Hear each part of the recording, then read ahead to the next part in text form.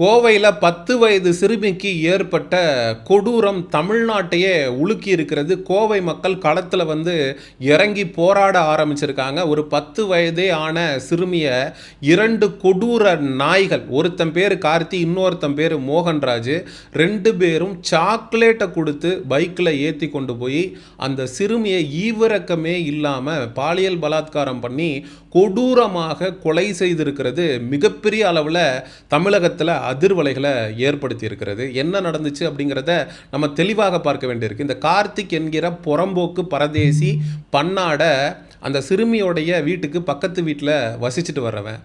எப்போவுமே நம்ம வீட்டில் குழந்தைங்க இருக்கும், பக்கத்து வீட்டில் ஒருத்தர் குடியிருப்பார். அந்த நபரை மாமா, அண்ணன் அப்படின்னு அந்த குழந்தைகள் அன்பாக அழைக்கிறது உண்டு. அதே போல் தான் அந்த குழந்தையும் அந்த நபர்கிட்ட பழகி இருந்திருக்கு.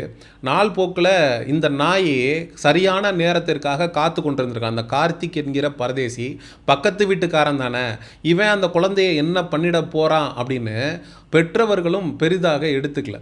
இந்த நாய் என்ன பண்ணியிருக்கான் அப்படின்னா, சம்பவம் நடந்த அன்னைக்கு அந்த குழந்தைக்கு சாக்லேட்டை கொடுத்து பைக்கில் வான்னு ஏறி கூட்டிகிட்டு போய் ஒரு குளத்து கரையில் அந்த குழந்தைய சொல்ல முடியலைங்க நம்மளால், அந்த அளவுக்கு கொடூரமாக கொலை செய்திருக்கிறானுங்க. அந்த குழந்தையுடைய மூக்கு, கண்ணு, காது இதெல்லாத்தையுமே காணோம், சிதைத்து இருக்கானுங்க. உடம்புல அங்கங்கே ஓட்டையிடப்பட்டிருக்கு, கொடூரமாக இருந்திருக்கு. அந்த குழந்தையுடைய உடலை பார்க்க முடியல என்று அந்த குழந்தையுடைய சித்தி கதறி அழுகிறாங்க. அங்கே ஒட்டுமொத்தமாக மக்கள் இரவோடு இரவாக திரண்டு அந்த வெறியாட்டத்தில் ஈடுபட்ட அந்த சிறுமியை சீரழித்து இவ்வளோ கொடூரமாக கொண்ட அந்த 2 வேட்டை நாய்களையும் பலி கொடுக்கணும். எங்கள் கண்ணு முன்னாடியே வச்சு அவனுங்களை நீங்கள் ஏதாவது ஒன்று பண்ணுங்கள், எங்ககிட்ட கூட நீங்கள் ஒப்படைக்கணுங்கிற அவசியம் இல்லை, காவல்துறை எங்கள் கண்ணு முன்னாடி அவனுங்களை சுட்டு கொல்லுங்க அப்படிங்கிறாங்க.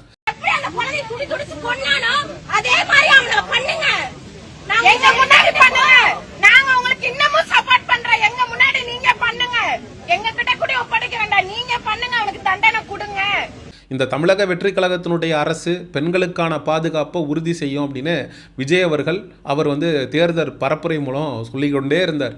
சிங்கப்பெண் சிறப்பு படை அப்படிங்கிறதெல்லாம் அமைத்தார். ஏகப்பட்ட கார்கள் அணிவகுத்து வந்தன. அந்த காரில் சிங்கப்பெண் சிறப்பு படை அப்படின்னு எழுதப்பட்டிருந்துச்சு. ஆட்சி மாறினாலும் காட்சி மாறலையே, பெண்களுக்கு எதிரான குற்றங்கள் தொடர்ந்து நடந்து கொண்டே இருக்குதே. அதாவது யாரை நம்பி நாங்கள் குழந்தைகளை விட்டுட்டு போகிறது, எதிர்த்த வீட்டுக்காரன் அவன் என்ன பண்ணிட போகிறான் நம்ம குழந்தைய அப்படின்னு நாங்கள் அசால்ட்டாக இருந்தோமே, இப்படி ஒரு சம்பவம் நடந்துருச்சு அப்படின்னு பெத்தவங்க வாயிலையும் வயிற்றுலையும் அடிச்சுக்கிட்டு அழுகிறத பார்க்கும்போது நமக்கு உண்மையிலேயே ரொம்ப கஷ்டமா இருக்கு. உங்களை கொண்டு வந்திருக்கிறோம் நாங்க, நீங்க படத்துல காமிக்கிற மாதிரி எல்லாம் இங்க காமிக்கணும். அதுக்குதான் எங்களுக்கு நீதி வேணும், நீதி வேணும். நீதி இல்லைன்னா கோயம்புத்தூர்ல இப்ப சாயந்தரம் 4 மணிக்கு போராட்டம் பண்ணுவோம், எல்லாரும் பண்ணுவோம். செத்து போனவங்க எல்லாம் பணம் எடுக்க வந்திருக்கீங்க. அவனை கொல்றத இப்ப லைவ்ல போட்டே தப்பு பண்ணி.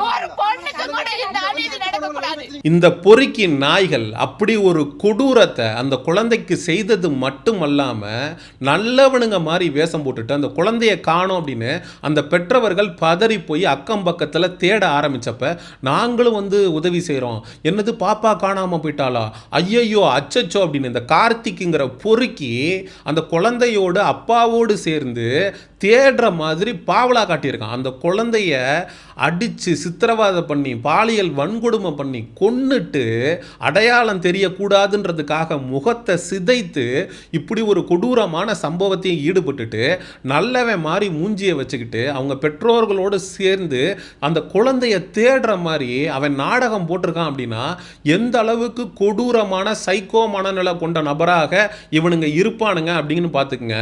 வழக்கமாக இப்படி ஒரு சம்பவம் நடக்கும்போது நமக்கு காவல்துறை மேலே, இந்த ஆளுகிற அரசாங்கத்தின் மேலே கோபம் வரும். ஆளுகிற அரசாங்கத்தின் மீது கோபம், அதில் மாற்றுக்கிறது இல்லை.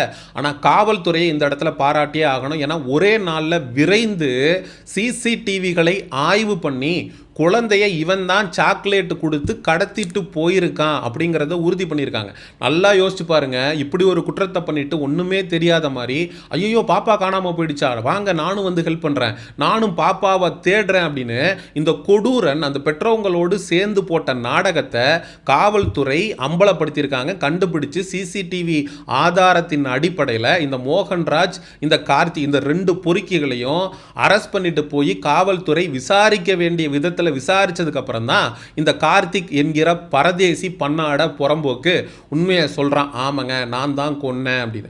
காவல்துறை இதை பல கோணத்தில் விசாரிக்கிறாங்க. உண்மையிலேயே என்ன நடந்துச்சு, ஒருவேளை இந்த கார்த்திக்ன்ற நபருக்கும் அந்த உயிரிழந்த அந்த குழந்தையுடைய அப்பாவுக்கும் எதுவும் முன்விரோதம் இருந்துச்சா, அவங்க அப்பாவை பழி வாங்கணுன்றதுக்காக அந்த குழந்தையை அவன் கொண்டு போய் கொன்னுட்டானா, இல்லை பாலியல் வன்கொடுமை பண்ணி கொன்னுட்டானா அப்படிங்கிற பல கோணங்களில் காவல்துறை தொடர்ந்து விசாரிச்சுட்டு வர்றாங்க.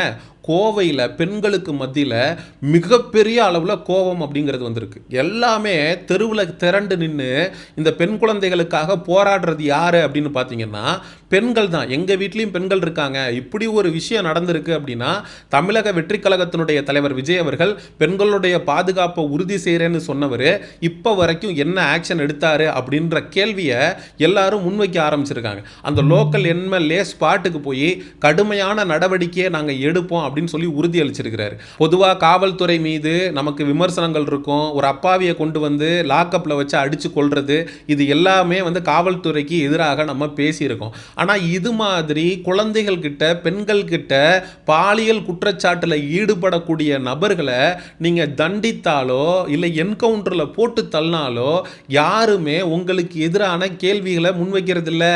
காவல்துறை அப்பாவி உயிர்களை எடுக்காதீங்கன்னு தான் நாங்கள் சொல்கிறோமே தவிர இது போன்ற மிருகங்களை மிருகங்கள் போல கையாளுங்க, இவனுங்க தப்பிக்க முயற்சி பண்ணிட்டானுங்கன்னு என்கவுண்டரில் நீங்கள் போட்டு தள்ளினாலும் யாரும் உங்களை நோக்கி கேள்வி கேட்க போகிறதில்ல.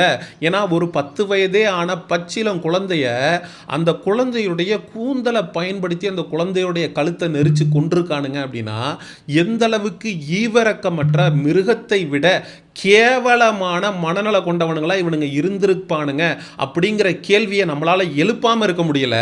இந்த இடத்துல நாம் தமிழர் கட்சியினுடைய தலைமை ஒருங்கிணைப்பாளர் சீமான் அவர்கள் பேசின மேடை பேச்சு ஒன்று சமூக ஊடகங்கள்ல காட்டுத்தீயா பரவிக்கிட்டு இருக்கு. யாராவது ஒருத்தன் குழந்தைகளெல்லாம் கற்பழிச்சு கொன்னுட்டான் அப்படின்னா அவனை வண்டியில ஏற்றி கொண்டு போய் நடு ரோட்ல வச்சு ஒரே போடுறா அப்படின்னு நான் சொல்லுவேன் ஆட்சி பொறுப்பில் இருந்தேன் அப்படின்னா. அப்படிங்கிற விஷயத்தை சீமான் அவர்கள் பேசின அந்த பேச்சு சமூக ஊடகங்களில் பலராலும் பகிரப்பட்டு வருகிறது. ஏன்னா பெண்களுக்கு எதிரான பாலியல் குற்றங்களில் ஈடுபடக்கூடிய நபர்களை அந்த மாதிரி கையாண்டாதான் அடுத்து இன்னொருத்தனுக்கு ஒரு குழந்தை மேலேயோ இல்லை ஒரு பெண் மேலேயோ கை வைக்கிறதுக்கு பயம் வரும். என் குழந்தைகளை தொட்டா உன் நெஞ்சில பாயும் தோட்டா அப்படின்னு சீமான் அவர்கள் மேடையில் பேசினதை இந்த இடத்துல நம்மளால நினைவு கூர்ந்து பார்க்காம இருக்க முடியல. 6 வயசு குழந்தைய கற்பழிச்சு கொண்டுட்டான். வண்டியை ஓட்டு அல்லாதீங்க, ஒரு 10 நிமிஷத்துல வரேன். யாராவே நடுச்சாலையில் வச்சு போடுறான் அவனு. ஏன் போட்டான் என்று கேட்பேன். என் பிள்ளைகளை தொட்டா அவன் நெஞ்சில வாயு ஒரு தோட்டம். ஏன்னா இந்த பொறுக்கி நாய்களை 3 வேளை நீங்கள் சோறு போட்டு பிரியாணி வாங்கி கொடுத்து கோர்ட்டில் கொண்டு போய் ரிமாண்ட் பண்ணி அவன் தண்டனை வாங்கி அவனுக்கு வந்து தண்டனையை நிறைவேற்றுறதுக்குள்ள 10 வருஷம் ஆயிடுது. அந்த நாய் நல்ல ஜெயிலில் தின்னு கொளுத்து அவன் பாட்டுக்கு வந்து சந்தோஷமாக வாழ்ந்துக்கிட்டு இருக்கான். அவனால் பாதிக்கப்பட்ட ஒரு குழந்தை ஈவரக்கல்லாமல் செத்து வாழ வேண்டிய வயசில் அந்த குழந்தை போய் சேர்ந்துருது. இந்த பொறுக்கி மட்டும் உயிரோடு இருக்கான் அப்படிங்கிறது இது என்ன மாதிரியான சட்டம், இது என்ன மாதிரியான உலகம் அப்படிங்கிற கேள்வி ஒவ்வொரு சராசரி மனிதனுக்கும் எழுந்திருக்கு.